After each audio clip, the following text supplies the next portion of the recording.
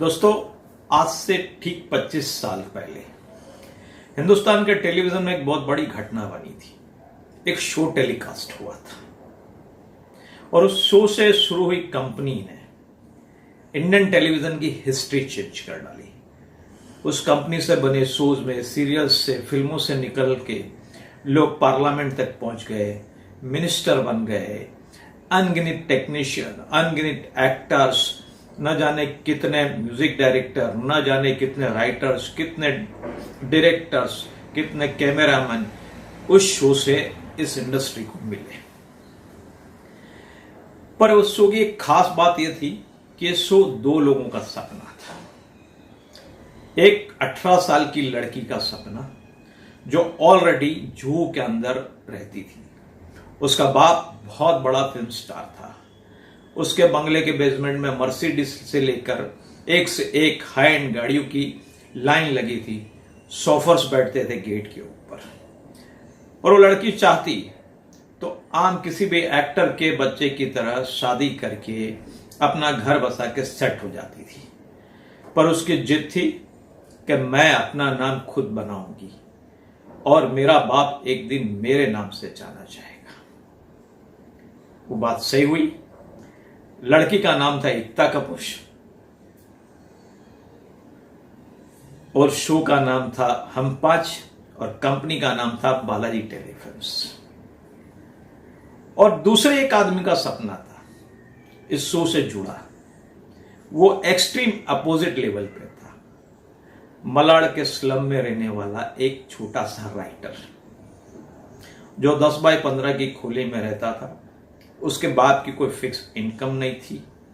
उस 10 बाय 15 में अपने माँ बाप और 5 भाई बहन के साथ वो रहता था।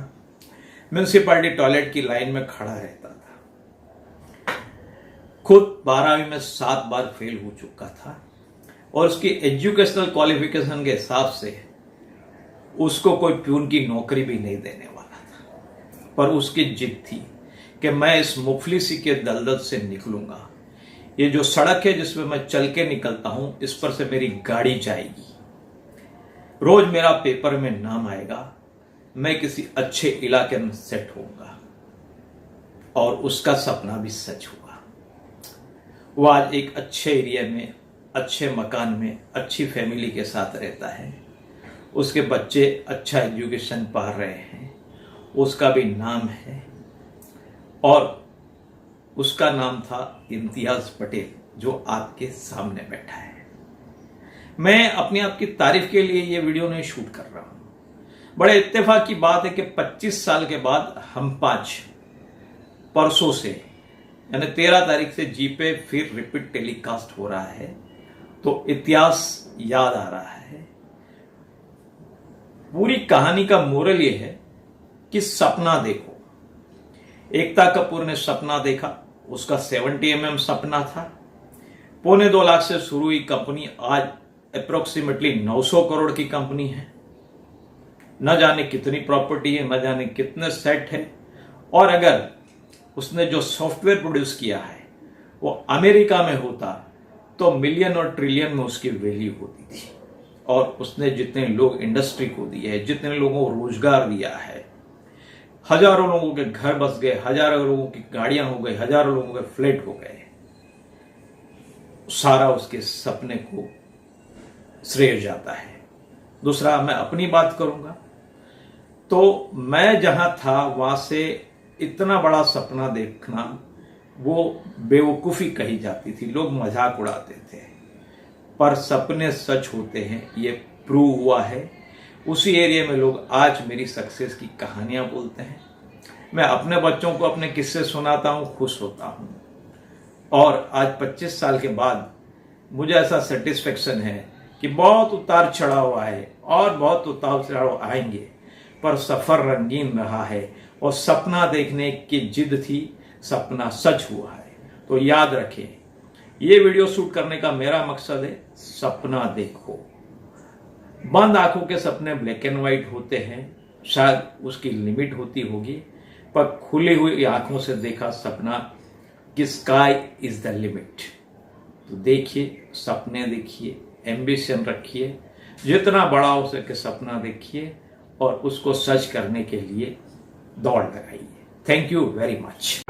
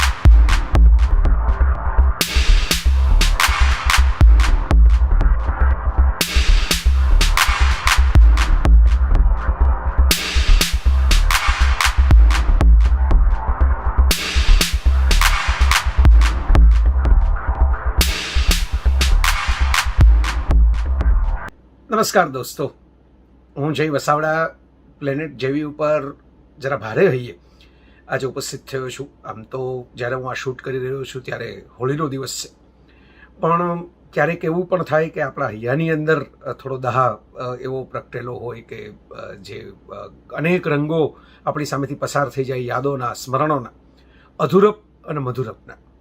અને એવી ઘટના બની 27 માર્ચ 2021 એટલે વિશ્વ રંગભૂમિ દિન. અને એ વિશ્વ રંગભૂમિ દિનના દિવસે જ ગુજરાતના કેટલા બધા પ્રેક્ષકોને, ખાલી ગુજરાતના જ નહીં, મુંબઈના અને સરહદોની પહેલે પારના કોમર્શિયલ નાટકોની, મનોરંજનની દુનિયા સાથે સતત જોડીને રાખનાર અને મોટા માંધાતા કહી શકાય, બહુ સ્ટોલવર્ટ કહી શકાય અને બહુ જ મોટું નામ એવું અમારા લેખક, દિગ્દર્શક, સર્જક, નિર્માતા મિત્ર ઇમ્તિયાઝ પટેલ, એમણે વિદાય લીધી આ દુનિયામાંથી. અને આંચકો લાગ્યો મને તો સમાચાર મળ્યા ત્યારે. મને થોડા સમયથી બીમાર, એ પણ બહુ ખ્યાલ નહીં. અમારે વાતો થતી હોય, મેસેજથી પણ વાતો થતી હોય, પણ એમણે કળાવાય ન દીધું. ક્યારેય દિવાળી ઉપર વાતો થાય, નવી નવી વાતો કરે, નવા કોન્સેપ્ટ આપે.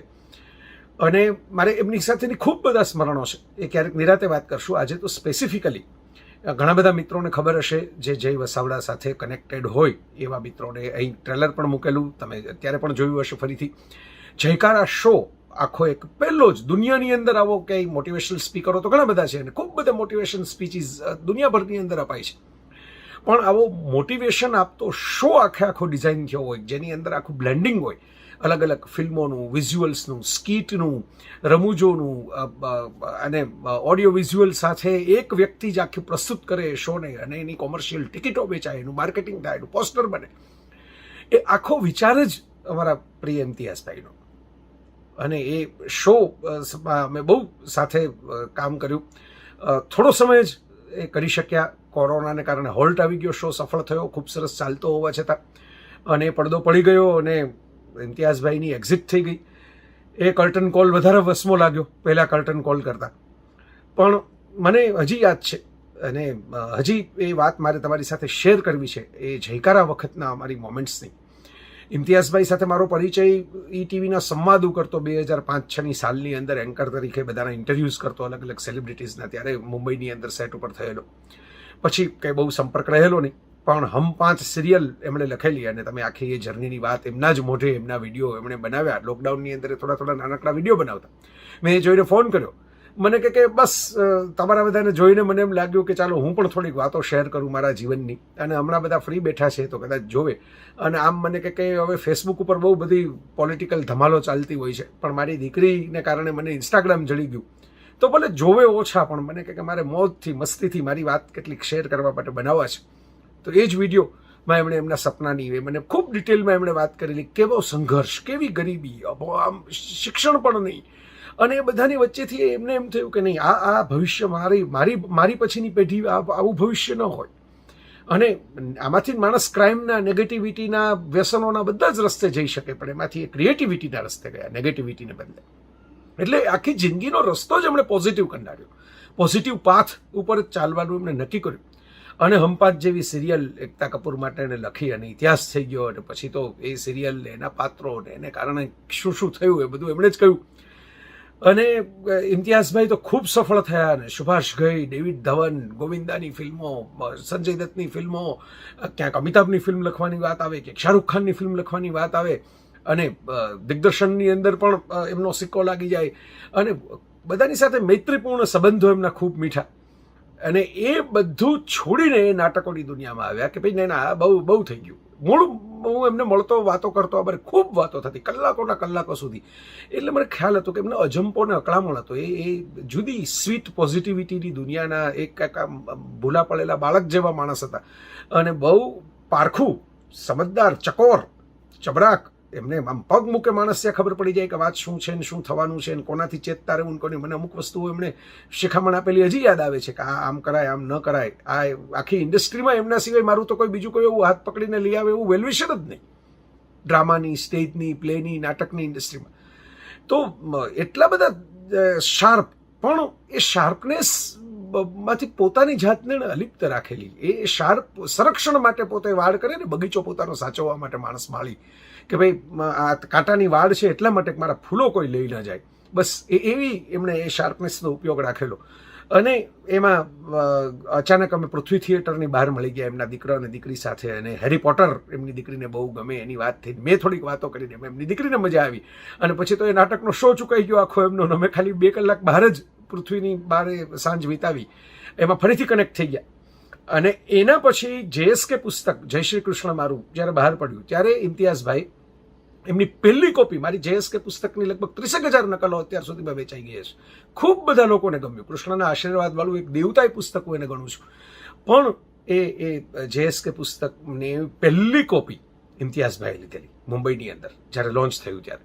હિતેનભાઈ આનંદપરાએ કાર્યક્રમ કરેલો, ચેતન ગઢવી અને દિનકર જોશી પણ આવેલા, અને શ્રદ્ધા શ્રીધરાણી આવેલા, અને ઘણા બધા લોકો હતા. અને એમાં ફર્સ્ટ કોપી તમે સાઇન કરી દો કરીને લીધેલી. મને ઘણીવાર કહેતા કે કૃષ્ણને સમજી લો ભારત સમજાઈ જાય.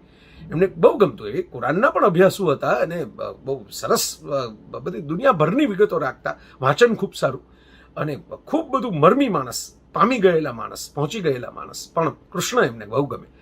અને એક વખત એક મારા મમ્મી અને મારી લાઈફ ઉપરથી એક ભાઈને રસ પડ્યો નાટક બનાવવાનું, એમણે મને ઓફર કરીને મેં ઇમ્તિયાઝભાઈને સલાહ સૂચન માટે ફોન કર્યો હતો. મને કે આવી રીતે શરતો મૂકજો, નહીંતર આમાં તો તમારું બધું કન્ટેન્ટ લઈને લોકો ગાયબ થઈ જશે. અને એમાં મને શીખવાડ્યું. પછી એમણે મને ફોન કર્યો કે તમે બીજા સાથે શું કામ કરો છો, ચાલો ને તમારી સાથે હું કામ કરું, ચાલો આપણે કૃષ્ણ ઉપર કંઈક સરસ કામ કરીએ. એમણે બહુ એમની ઈચ્છા હતી. ઇવન આ લોકડાઉનની અંદર 2020ની અંદર જ્યારે આ વિડીયો બધા ઇન્સ્ટાગ્રામમાં બનાવીને મૂકતા, અને ત્યારે મેં એમને વાત કરી, અને બધી વાત તો મને બધી વાત પૂરી ગયા પછી મને કહે કે જયકારા તો આપણે પછી કરશું, પણ તમે એક કામ કરો, આ બધા ઘરે બેઠા છે ને તો ભલે આપણે ઓનલાઈન ટિકિટ શો કરીએ, પણ તમે કૃષ્ણ ઉપર કામ કરો. અને મેં હોમવર્ક પણ શરૂ કર્યું. એમને હોમવર્ક મેં કરી દીધું, એ વાત પણ કરી, પણ ત્યારે એમની તબિયત થોડી ખરાબ હતી, અને એમને કારણે એ વાત અમારી આગળ વધી નહીં. અને પછી એમનો મેસેજ પણ આવ્યો કે ભાઈ જેવું બધું ખુલે એટલે આપણે ગ્રાન્ડ સ્ટેજ ઉપર કૃષ્ણ તરીકે અભિનેતાઓ લઈ આવીએ, રાધા એક ગોપી આખું સંચાલન કરે એવી વાત કરીએ. બહુ સરસ બધા એ ફાસ્ટ માણસ હતા, એકદમ ફટાફટ સીન લખી શકે, ફટાફટ ડ્રામાનો પોઈન્ટ એના મગજમાં આવી જાય. અને આમ તમે વાત કરતા હો કોઈક વાત, મને બહુ અમારું ટ્યુનિંગ જે બન્યું ને એને કારણે મને પણ આવો શોખ છે કે કંઈક સમાચાર વાંચું મને ફટ કરતો એમાં હ્યુમન ડ્રામા હોય એ પકડાઈ જાય, એમાં જે પંચલાઈન હોય એ પકડાઈ જાય. એક્ઝેક્ટ એ આદત ઇમ્તિયાઝભાઈની. એટલે એ અમારું ટ્યુનિંગ એવી રીતે ગોઠવાઈ ગયું કુદરતી. અને એ કૃષ્ણની વાત કરતાં પછી એકાદ બીજા વ્યક્તિએ શો કરી નાખ્યો કૃષ્ણનો. અને ઇમ્તિયાઝભાઈનું તો એ લેવલ કે કોઈ બીજા કરે, એમના હરીફો કામ કરે અને એમાં એમને બહુ લાગે કે લાંબુ થઈ ગયું છે, લોકોને બહુ મજા નથી આવતી, તો પબ્લિક પલ્સના માણસ ગણાય ઇમ્તિયાઝભાઈ. મેં નજરે જોયા છે આવા દ્રશ્યો, અમારા મુંબઈના ભાર્ગવભાઈ સાથે એમ બેઠા હોય અને એ દ્રશ્યો નજરે જોયા છે કે ઇમ્તિયાઝભાઈને બોલાવવામાં આવે અને પોતાના કોમર્શિયલ હરીફ ગણાતા હોય એ પણ બાકી બધી મોહબ્બતવાળા મિત્રો એમનો એક શું સુધારો કરવો એના પોઈન્ટ પણ આપી દે કે આ આટલું કાઢો ને આટલું રાખો. એ લેવલના માણસ.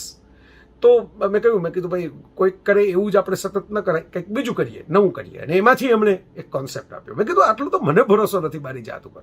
મને કે ના, આપણે જય વસાવડા શો કરીએ. કપિલ શર્મા શો જેવો કોઈ કોમેડી શો નહીં, એ તો ઇમ્તિયાઝભાઈ પોતે કરી શકે, એ હાસ્યના માણસ હતા. અને ધમાલ કમાલ નાટકો બધા એમના મનોરંજન મેનિયાના તમે જુઓ, મારા આસિફભાઈને હવે એમના ભત્રીજા બધું સંભાળતા. તો એ પણ જય વસાવડા શો એટલે શું, મને કે તમે તમારા વિશે વાતો કરો, તમારી જીવનની જર્ની વેચો લોકો સાથે, અને એમાં પછી પ્રશ્નોત્તરી થાય ને દરેક શો છે એ લાઈવ બને.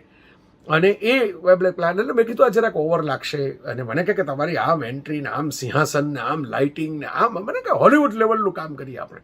એમ લાગે ચારે બાજુ તારાઓ આકાશના હોય એવો બેકગ્રાઉન્ડ હોય ને એની વચ્ચેથી એક સ્પોટલાઇટ મુકાતી હોય ને એની વચ્ચે એમ કે સિંહાસન જેવી ચેર ઉપર તમે બેસી અને એમ કે વાત કરતા હો. મને ખબર હતી કે હું કંઈ ડ્રિંક નથી લેતો, તો એમ કે ભલે ને દૂધનો ગ્લાસ હાથમાં રાખજો, પણ તમે કંઈક આમ મસ્તી સ્ટાઇલ સાથે. અને આવો બધું વિચાર કરતા હતા. અને એમાં ઘટના એવી બની કે અમે બધું ટોસઅપ કરતા હતા આઈડિયા. અને એ ટોસઅપ કરતા હતા ત્યાં એમણે કાચી ડિઝાઇન પણ બનાવી લીધી. અને હું વાતો કરું ને મને સંકોચ થાય કે ભાઈ આવો શો કાંઈ આપણા નામનો થોડો હોય. આમ ભલે આપણે ખુમારીથી ખુદદારીથી આપણે લખતા બોલતા હોઈએ, સોશિયલ નેટવર્ક ઉપર વાત કરીએ, પણ આ તો જરા ઓવર કહેવાય. અને 2018માં મારા પપ્પાનો જન્મદિવસ હતો, ત્યારે મને બરાબર યાદ છે ઇમ્તિયાઝભાઈ રાજકોટ આવ્યા સ્પેશિયલ. અને દર વર્ષે એમની કેરીની પેટી આવે. આ વખતે જ એવો ઉનાળો શરૂ થયો કે જેમાં કેરીની પેટીને બદલે આવા કાળમુખા સમાચાર આવ્યા બાવળિયા જેવા. પણ એ કેરીની પેટી લઈને પહોંચી ગયા હોય. તો આમાં તો જૂન મહિનાનો પપ્પાનો જન્મદિવસ. અને ઇમ્તિયાઝભાઈ ડિરેક્ટર પ્રિતેશ સોઢા, ખૂબ ટેલેન્ટેડ યંગ પર્સન જેમની સાથે જ અમે જયકારા કર્યો, એને લઈને રાજકોટ આવી ગયા. બેઠા રાતના અને ઘરે બેઠા. સુભાષ ભટ્ટ અમારા મિત્ર હાજર હતા, બીજા બધા મિત્રો તો પછી વિદાય લઈ ગયા હતા. અને પછી ઘરે બેસીને એમણે કવર આપ્યું મને કે આ અમારી ભાષામાં શુકન કહેવાય, તમે આ રાખો, આપણે સાથે કામ કરીએ. આપણે બહુ વાતો કરી એકબીજા સાથે, પણ હવે સાથે કામ કરીએ. અને મારા માટે તો ફાધર ફિગર, એટલે એમને નાવડું સોંપી દીધું હોય પછી કાંઈ ચિંતા નહીં. અને 100% ભરોસો કરી શકું. એક તો ટ્યુનિંગ એવું, એમની સાથે કામ કરવામાં મજા આવે. મેં પાછું આપ્યું કવર. મને કંઈક નહીં, એ તો શુકન છે, એ તો તમારે રાખવા જ પડે, અને આપણે બસ સાથે કામ કરીએ. અને એ કામ આ જય વસાવડા શોનું શરૂ થતું હતું. ત્યાં એક સાંજનો જલસો, મારો અને અંકિત ત્રિવેદીનો એક શો, અંકિતે બહુ ફટાફટ નિર્ણય લઈને શરૂ કર્યો. તો એની જાહેરાત જોઈને મને કે બાપુ તમે એને અંકિત શો કરતા હોવાનું હું વચ્ચે કૂદી પડું અચાનક શો લઈને મહિના દિવસમાં, તો એ પણ યોગ્ય નથી. આપણે થોડી વેઇટ કરીએ, 6 મહિના રાહ જોઈએ. અને એમાં અમે મુંબઈની એક હોટલના રૂમમાં બેઠા હતા અને વાતમાંથી વાત નીકળીને એમાં એમણે વાત કરી કે ભાઈ હું હમણાં મને ડિસ્ટર્બ બહુ થાઉં છું. મારી એક 22 વર્ષની પ્રોડક્શનની આસિસ્ટન્ટ છોકરી, અને એ એમ કે મંદિરે રેગ્યુલર જાય ને એવું બધું બહુ આસ્થાવાન છોકરી, પણ કંઈક ફેમિલી પ્રોબ્લેમ્સ એને થયા અને રિલેશનશિપના પ્રોબ્લેમ્સ થયા, અને એ બધી માથાકૂટની અંદર એને આપઘાતનો પ્રયાસ કર્યો. હું હોસ્પિટલે જોવા ગયો હતો. મને એમ થયું કે આ અમે આટલી મુશ્કેલીમાંથી અમે સર્વાઈવ થયા, આટલી બધી મુસીબતો સામેથી બહાર નીકળ્યા, પાર નીકળ્યા, લગ્ન કર્યા, છોકરાઓને સરસ રીતે મોટા કર્યા, સરસ આખું બેકગ્રાઉન્ડ અમે ચેન્જ કર્યું અમારી લાઈફનું. ડાર્ક હતું તો એમાંથી બ્રાઇટ કર્યું. અને આજના છોકરાઓ આટલી ઝડપથી નિરાશ થઈ જાય, આટલી ઝડપથી મરવાના વિચાર કરે. અને એમાંથી મેં સ્પાર્ક કર્યું કે મેં કીધું જય હો પુસ્તકમાં લખેલું એ જ હેતુથી લખેલું કે લોકો આપઘાત ઓછા કરે. મને કે આપણે કંઈક શો કરીએ. હવે પુસ્તકો વાંચે એના કરતાં એક આખી જનરેશન એવી આવી ગઈ. અને મને કે આપણે એવો શો કરીએ કે જે કોર્પોરેટ એક્ઝિક્યુટિવ હોય, ફેમિલી હોય, નાનું બાળક હોય, વિદ્યાર્થી હોય, બધાને એમાં કંઈક મળે અને છતાં અલગ હોય. અને એમાંથી અમે ટોસ કરતા ગયા. એ જ રાતના પ્રિતેશભાઈ પણ બેઠા હતા અને આઈડિયા નીકળતા ગયા. અને એમાંથી નામ જયહોમાંથી જયકારા મેં સજેસ્ટ કર્યું. એમને એકદમ ગમી ગયું, એમને એકદમ પકડી લીધું. અને મારા ફોટાએ ખાસ યાદ રાખીને હું મંગાવું ને રિજેક્ટ કરે, હું મોકલું એ રિજેક્ટ કરે. અને એ મંગાવ્યા કરે કે મને સ્ટાઇલિશ ફોટો જોઈએ, એમ જયકારાનો વટવાળો. અને એવી વટવાળા ફોટા સાથે આપણે જાહેરાત મૂકી. એ જયકારાના ઓપનિંગની અંદર આખું એક મોન્ટાજ બતાવવામાં આવે છે જય વસાવડા વિશેનું. તો એમણે ખાસ મુંબઈથી ટીમ મોકલી મારા ઘેર એ બધા ફોટોગ્રાફ્સ શૂટ કરવા માટે. તો એ પ્રકારનો એને એટલે ખરેખરા અર્થમાં ભાવ, મારા અદ્ભુત વાંચક એ મેં ગુમાવી દીધા. એક બહુ રસથી મારા લેખો વાંચે, મારા ઓબ્ઝર્વેશન્સ વાંચે, ખૂબ ચર્ચા કરે, ફોન આવે એમનો તરત જ ગમી જાય. એટલે આજે તો યાર જલસો કરાવી દીધો આમ તેમ કરીને. એટલે ખરા અર્થમાં ને મને કે મને તમારી સાથે જ કામ કરવું છે. એવું નથી મારે કંઈ સેલિબ્રિટીઓ સાથે કામ કરવું છે. તમારી અંદર જે પડેલું છે એ ઉલેચીને હજી જગતને તો ખબર જ નથી શું પડેલું ને કેમ ઉલેચવાનું છે. મને ખબર છે, હું ઉલેચી દઈશ. અને એમ જયકારા આખો પહેલાં તો મને આ બધી ક્રાફ્ટનો બહુ ખ્યાલ નહીં, તો મેં જે આખા પોઈન્ટ્સ બધા બનાવીને મેં મોકલ્યા. એમને ગમ્યા ખૂબ, પણ એમણે કહ્યું કે મને કે આ તો 3.5 કલાકનો થશે, 2 ઇન્ટરવલ જેવો, મેરા નામ જોકર જેવું થશે. રમૂજી બહુ વાતમાં હસાવ્યા કરે. અને ખાવા પીવાના શોખીન, ખવડાવવાના શોખીન, હરવા ફરવાના શોખીન. કેટલી તો જગ્યાઓ અમે નક્કી કરી હતી કે આપણે જયકારાનો શો લઈને જાય, શો ભલે એક થાય પણ 5 દિવસ રોકાઈને અમે અહીં ફરશું. મેં કીધું ફોરેનમાં હું તમને ફેરવીશ. એ કે હજી હું તમને ભારતમાં અમુક એવી જગ્યાઓએ ફેરવીશ, એવી વસ્તુઓ લઈ જઈશ. તો એવી વાતો થાય અમારે. તો મેં કીધું હવે તો મને કે હું થોડુંક કાટછાટ કરી દઉં. અને એમણે આખું એડિટ કરી દીધું અને બધું મારું જ કન્ટેન્ટ રાખ્યો. પણ એમનો અને કેવા ટચ, મેં એમ કીધું કે આ શૂલ્ય પાલનપુરીની એક સરસ ગઝલ છે, એમણે આખી ગઝલ કમ્પોઝ કરાવી સ્પેશિયલી. પછી એમના વિઝ્યુઅલમાં મને એમ લાગ્યું કે આ વિઝ્યુઅલી આવા હોવા જોઈએ. મને કે તમે મોકલો, હું તમારા મોકલેલા વિઝ્યુઅલ એની અંદર એડ કરી દઉં. અને મેં પછી વિઝ્યુઅલ મોકલ્યા, એમણે આખે એડિટ કરાવી. એટલે આખું એમના મગજમાં આખા પ્લાન આવે. એ બેઝિકલી સ્ટેજ ક્રાફ્ટના અદ્ભુત માણસ. એટલે એમનું વિઝનરી વિઝડમ આખું. અને ફટાફટ નિર્ણય લેવા લાગે. એને કંઈક સ્ક્રીન આવી રીતે મૂકવાનો છે, સાઈડ આવી રીતે રાખવાની છે, એન્ટ્રી એક મારી જુદા પ્રકારની કરાવી. મેં એમાં પણ જરા કીધું કે ભાઈ આવીને મને કે નહીં જયકારા લોકોના દિલમાં જ આમ ધક થવું જોઈએ કોન્ફિડન્સનું. અને એવી રીતે આખી એન્ટ્રી ટ્રેન કરાવી મને. હવે જ્યારે આમાં કંઈ રિહર્સલ નાટક જેવું તો હતું નહીં, પણ એમણે સ્કીટ ને બધું ક્રિએટ કરાવ્યું. મને કે કૃષ્ણ તો જોઈએ જ જોઈએ. એમણે કૃષ્ણ એડ કરાવ્યા ખાસ આખી વાતમાં. એક આખો પોઈન્ટ ક્રિએટ કર્યો કૃષ્ણ સાથે. અને એ વાત, એનું ડબિંગ, રેકોર્ડિંગ, મારી વાતો બહુ સાંભળે અને વાંચે. એટલે એમને યાદ હોય કે આ વાત લેજો, તમે આ લેખ લેખો તો ને એ વાત મૂકજો, તમે ઓલા પ્રવચનમાં આ વાત બોલેલા ને એ તો આની અંદર લેજો. પછી તો મને બહુ રસ પડે. એટલે હું જાતનું કંઈક સમાચાર નજરે પડે, કંઈક ફોટો નજરે પડે એને મોકલાવું. એનું પોઈન્ટ નક્કી કરે કે અહીં લ્યો પહેલા શો. પછી એમણે કેટલાક સૂચન કર્યા કે આ છેલ્લે છે, આ પહેલાં રાખીએ, આ પહેલાં છે, આ કાઢ નાખીએ, આ આટલું રાખીએ, આમ રાખીએ. અને ધોધમાર વરસાદ વચ્ચે બોરીવલીની અંદર પહેલો શો હતો. ભયંકર વરસાદ, મુંબઈનો તોફાની ગાંડો તૂર વરસાદ. અને મને કે આપણે તો આમ જ જયકારા કરવાનો છે ને, આમ જ કસોટી લે આપણી બધી ભગવાન. અને હું પલળતા પહોંચ્યો ને ટી શર્ટ બીશર્ટ ચડાવેલું. મને કે આમ તો સૂટ બૂટ પહેરવો જોઈએ, પણ કાંઈ વાંધો નહીં, તમે ટી શર્ટમાં જ સારા રાખશો. અને પછી એ તો ડ્રેસ થઈ ગયો, અમારો જયકારાનું કોસ્ચ્યુમ થઈ ગયું. હું જે ટી શર્ટ પહેરીને ત્યારે પહોંચી ગયો હતો. અને પછી એમણે એક જીઆર જ્યારે થયો એ શોની પહેલાં, અને મને એક મારી મર્યાદા, મને મૌલિક બોલવામાં જો તમારી સામે અત્યારે કોઈ સ્ક્રિપ્ટ વગર, કોઈ તૈયારી વગર હૃદયના ઉમળકાથી બોલી શકું, પણ કોઈ એક્ઝેક્ટ લાઈન યાદ રાખીને બોલવાનું કે તો તતપપ થાય, ગડબડ થાય. કારણ કે પેલું ગોખવાની આદત જ નહીં બચપણથી. કોઈ વસ્તુ ગોખવાની નહીં, હૃદયથી સહજ ભાવે વહેંચવાની. અને એ સમજી ગયા. એટલે એમણે પ્રિતેશભાઈને કહ્યું કે ભાઈ આમાં કંઈક જુદું કરીએ અને જયભાઈને મુક્ત કરી દઈએ તો જ મજા આવશે. એની રીતે ખીલશે ને તો જ મજા આવશે. એ ભલે એમનું જ લખેલું, પણ એ બધું યાદ રાખીને બોલવા જાય ને એમને મહેનત પડે છે ને એ પછી આર્ટિફિશિયલ થઈ જાય છે. અને મને એમ કીધું કે હું તમને 8 પોઈન્ટ આપી દઉં આખા શોમાં, જ્યાં તમારે છેલ્લી લીટી ખાલી યાદ રાખવાની. બસ આટલું સહેલું કરી દઉં તમારા માટે. અને એમાંથી કોઈની એન્ટ્રી થતી હોય, કોઈક બીજી વાત શરૂ થતી હોય, કોઈક સ્ક્રીન બદલાતો હોય, કોઈક એવું હોય. બસ છેલ્લી લીટીઓ તમે ખાલી ક્લુ માટે આપો, એટલું જ યાદ રાખો. બાકી મુક્તપણે વહો, ભલે ફેરફાર થાય. હું અમનને અમારે એવા બેસાડી દઉં છું ને એવી સૂચના આપીને બેસાડું છું, તમે બોલશો ને ફેરફાર કરશો તો એ વિઝ્યુઅલ ફેરવી નાખશે. અને પોતે હાજર રહે, ખાસ ડિરેક્ટર નહીં, બીજું કંઈ બોલું નહીં, પણ મારા પ્રત્યેના પ્રેમને કારણે હાજર રહે, પાનો ચડાવવા હાજર રહે. એમ શો કર્યો. અને શરૂઆતમાં લોકોને ખ્યાલ જ ના આવે કે આ શું છે. મનોરંજન છે, હાસ્ય છે, મ્યુઝિક છે. એટલે એક શોની અંદર ઓડિયન્સ નહીં. બીજો શો જે વરસાદ પછીનો થયો તો મેં એમને કહ્યું, મેં કીધું આ તો અરે મને કે એમાં શું, ધીરજ એમનો બહુ મોટો ગુણ. મને અલગ અલગ કહેવતો સંભળાવે અલ્લાહ સબ્રવાળાની સાથે છે એવું ઇસ્લામનું વાક્ય સંભળાવે ને ધીરજના ફળ મીઠા એવી પાછી એક પંચતંત્રની વાર્તા સંભળાવે ને અને મને કહે ધીરજ રાખો યાર, ધીરજ રાખો. આમાં આવું ઘણું જોયું છે અમે આ ઇન્ડસ્ટ્રીની અંદર. અને આ શો ક્યાં આપણે ખાલી પૈસા કમાવા કર્યો છે, આ તો દુઆ કમાવા માટે કર્યો છે. કોકનું જીવન બચી જાય, કોકને કંઈક પ્રેરણા અને પ્રોત્સાહન મળે. અને પછી ધીરે ધીરે મોમેન્ટમ પકડાયું ચોથા શોથી. અને એ મોમેન્ટમ તો એવું પકડાયું કે પછી તો મારા ભરતભાઈના પ્રેમથી સંગીત નાટ્ય અકાદમીએ એનો શો કર્યો અને એમાં બહુ રાજી થઈ ગયા કે વાહ વાહ, આવું જો થાય, ગામે ગામ જો આના શો થાય, નાના માણસ સુધી આ વાત પહોંચે, પૈસા ન ખર્ચી શકે ટિકિટના, એના સુધી જો પહોંચે તો આ મને બહુ ગમે. અને પરદેશથી આમંત્રણો આવવા લાગ્યા. અને સૌથી યાદગાર શો અમારો થયો એ રાજકોટમાં મારા ઘર આંગણે જે છેલ્લો શો થયો 2020ના જાન્યુઆરીની, લગભગ હું ભૂલતો ન હું તો 18 તારીખે અકીલા સાથે. અને એ આભાર મારે નિમિષભાઈનો માનવાનો, અકીલા ઇન્ડિયા ઇવેન્ટ્સ અને ગુજરાતરીને એવા નામથી બહુ અદ્ભુત કાર્યક્રમો કરે છે. અને બહુ સરસ રીતે નિમિષભાઈ આખું મેં જ વાતમાં વાત નીકળી અને નિમિષભાઈ ઝીલી લીધી વાતને. એટલો સરસ શો થયો વિધાઉટ ઇન્ટરવલ.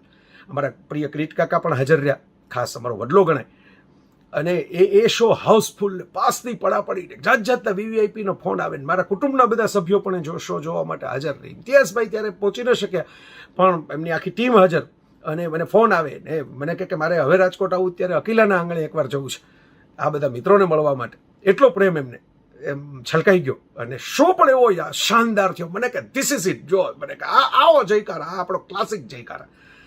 અને એ બહુ રાજી થયા એ ફોટાઓ જોઈને, એના કવરેજ જોઈને ખૂબ ખૂબ રાજી થયા. લોકોના ફીડબેક તો એમને મોકલા જ રાખું સતત દરેક શો પછી.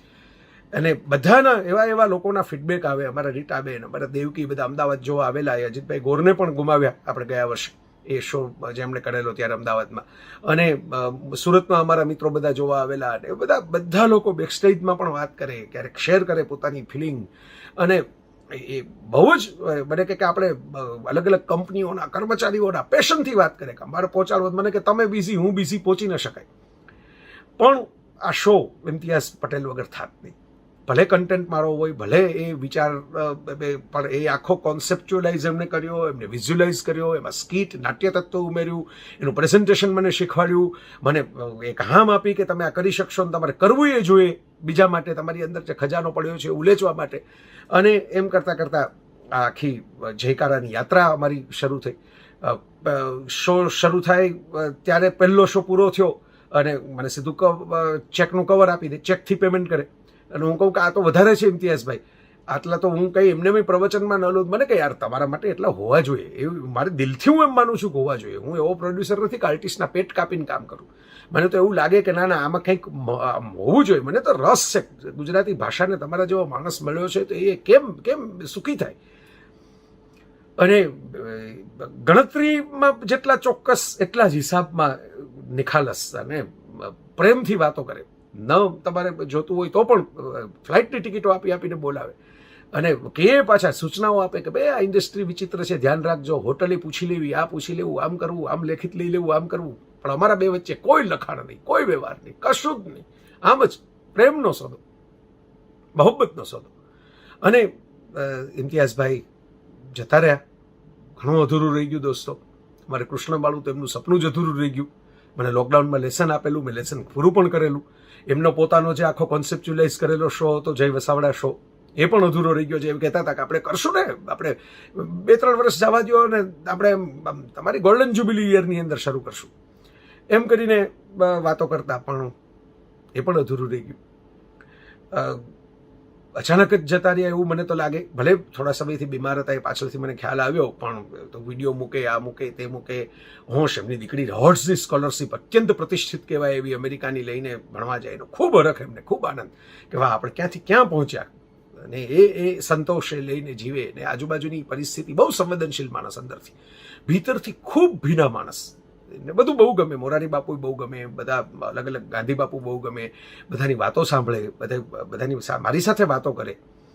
અને એક આવો લીલોછમ માણસ આવા સૂકા ભટ્ટ સમયની અંદર આપણે જે પસાર થઈ રહ્યા છે બસ જતો રહ્યો, એનો મને બહુ અફસોસ.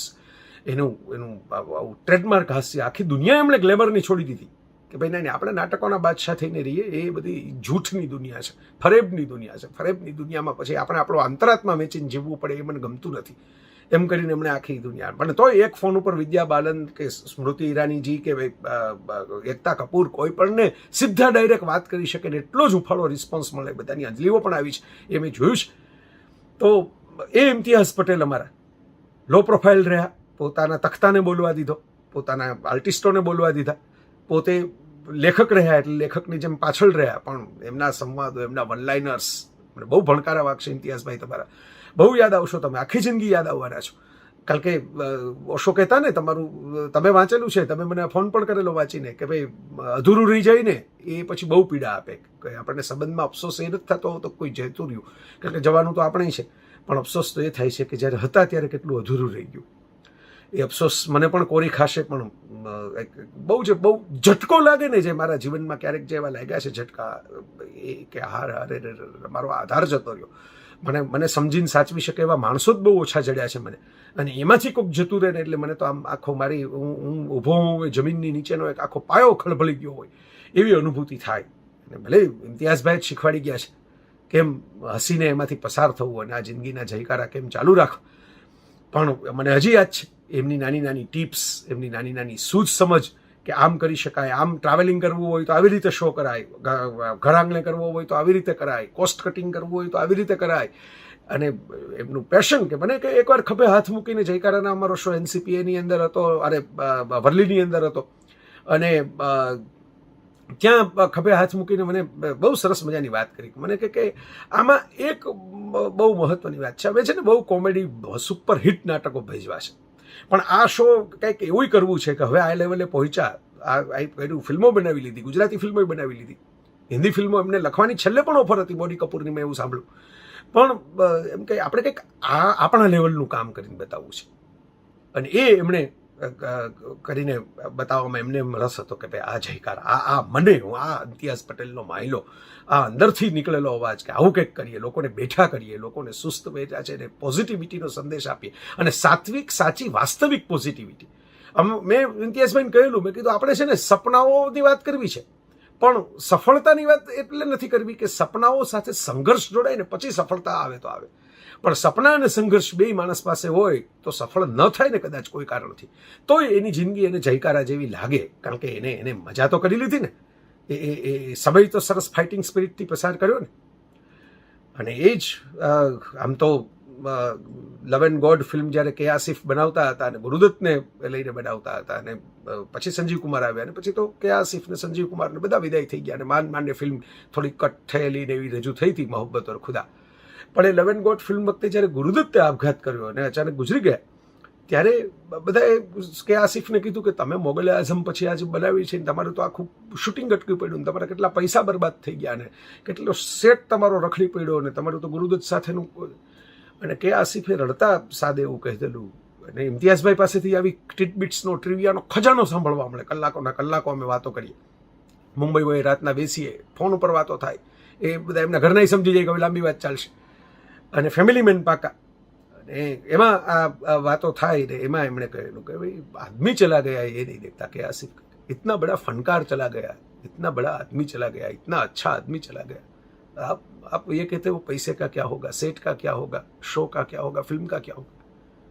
મને એ જ અનુભૂતિ થાય છે કે આવો મારો આખો સરસ મજાનો જીવતો જાગતો જણ, મારો હોંકારો, મારો પડકારો, મારો ઇમ્તિયાઝ પટેલ, મારા મોટા ભાઈ જતા રહ્યા, પણ આખી ઘટના એ બીજા બધા તો આપણે ફિલ્મોમાં જોઈ છે મિત્રો.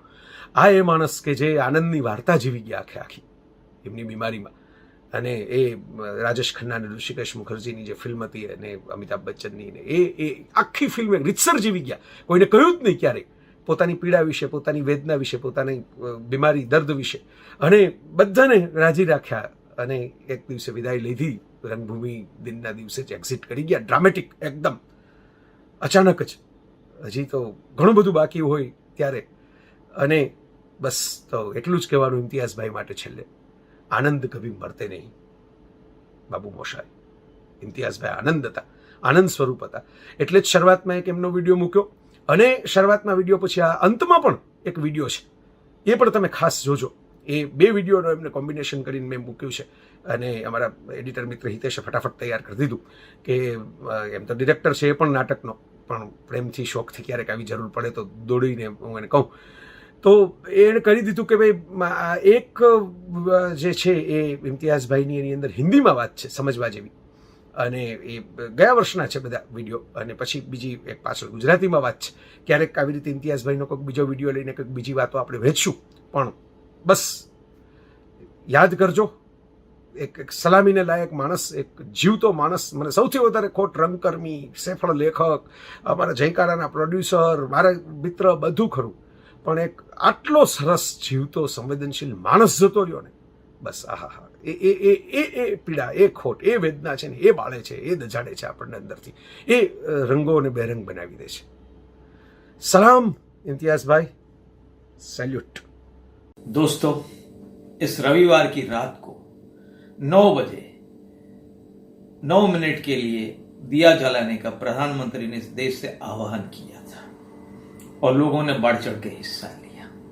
कुछ लोगों ने कुछ ज्यादा ही बढ़ चढ़ के हिस्सा लिया. दादर के एक इलाके के अंदर स्पीकर पे गाने बजाए गए, सेलिब्रेशन किया गया, खैर घर में रह के किया गया. किसी लोगों ने पटाखे भी लगा लिए, किसी ने एलईडी लाइट लगा ली.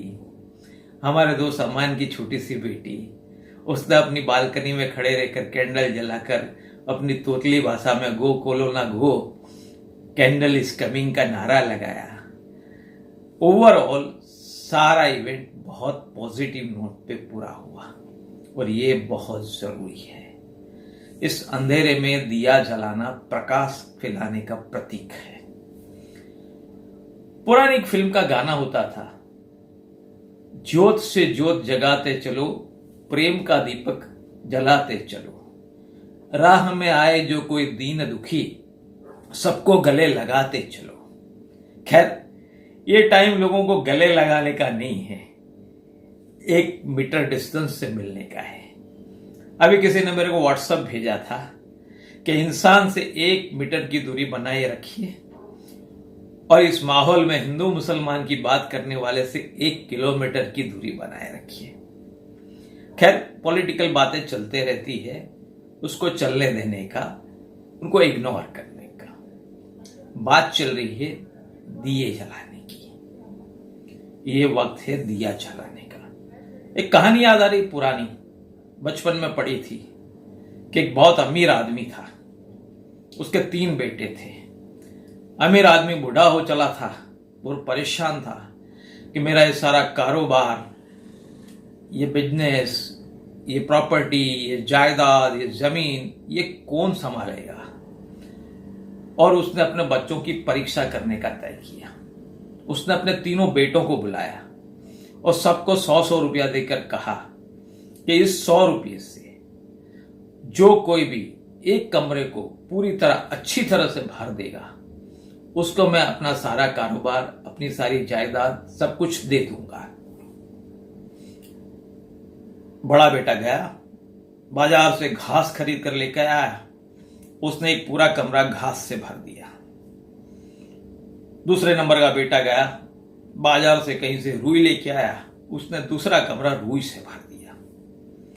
तीसरे बेटे ने ऐसी कोई हरकत की नहीं, बाप ने कुछ देखा नहीं. फैसले का दिन आया, उसने अपने 3 बेटों को बुलाया कि भैया बताओ आप लोगों ने क्या काम किया है, क्या रिजल्ट दिया है. बड़ा बेटा लेके गया, फकर से घास से भरा रूम दिखाया. बाप ने देखा और कहा अच्छी बात है, अब ये घास जानवरों को खिला दो. उसके बाद छोटा बेटा लेके गया बाप को, उसने रुई से भरा अपना रूम दिखाया. बाप ने बोला अच्छी बात है, ये रुई के गद्दे बना के गरीबों को दे दो. अब छोटे बेटे की बारी आई. बाप उसको लेके गया, बता भैया आपने क्या किया है. बेटे ने कमरा खोला और कमरे में कुछ नहीं था, सिर्फ एक दिया जल रहा था. बेटे ने बोला पापा आपने जो 100 रुपये दिए थे उसमें से 1 रुपये का दिया और तेल लाया हूं. इस रोशनी से मैंने, इस प्रकाश से इस पूरे कमरे को भर दिया है और 99 रुपया आपके बचा है. जाहिर है बाप ने सारा कारोबार जो है वो छोटे बेटे को दे दिया. बात है रोशनी से अंधेरों को भरने की, प्रकाश को फैलाने की. ये वक्त है दीप से दीप जगाने की, अंधेरे मन में श्रद्धा का दीपक प्रगटाने की, यकीन का, ईमान का दिया प्रगटाने की, निराशा से भरे इस माहौल में आशा का दीपक प्रगटाने की, मायूसी, फ्रस्ट्रेशन, मुफलिसी इस दौर में उम्मीद का दीवा प्रगटाने की। दिए प्रगटाइए, जितनी हो सके अपने से दूसरों को मदद कीजिए, पॉजिटिविटी पॉजिटिविटी पॉजिटिविटी का प्रकाश फैलाइए। एक शेर बोल के खत्म करूंगा कि तूफान का इरादा तो नेक नहीं था, पर दिए के जलते रहने की जिद भी कुछ कम नहीं थी। Thank you very much. મિત્રો, એક 2 દિવસ પહેલા અમિતાભ બચ્ચન સાહેબની એક બહુ સરસ પોસ્ટ ઇન્સ્ટાગ્રામ પર આવી હતી કે એમનો એક ફોટો તો આમ હાથ જોડેલો અને બીજો ફોટો હતો આમ હાથ ફેલાવેલો અને નીચે લખ્યું હતું કે जुड़े जो हाथ तो प्रार्थना हो गई और उठे जो हाथ तो दुआ हो गई। વિચાર કરો, અમિતાભ બચ્ચન મહાનાયક, જેની ઓલમોસ્ટ 2000 કરોડની તો પ્રોપર્ટી હશે, જૂમાં 3 બંગલા છે, એક ફોન પર એ પીએમ સાથે વાત કરી શકે છે, હજારો માણસોએ, લાખો માણસોએ એમની માંદગી પર પ્રાર્થના કરી, પણ છેલ્લે એમણે પણ ઈશ્વરનો સહારો જ લેવો પડ્યો, એની પાસે હાથ જોડવા પડ્યા, એની પાસે હાથ ફેલાવવા પડ્યા।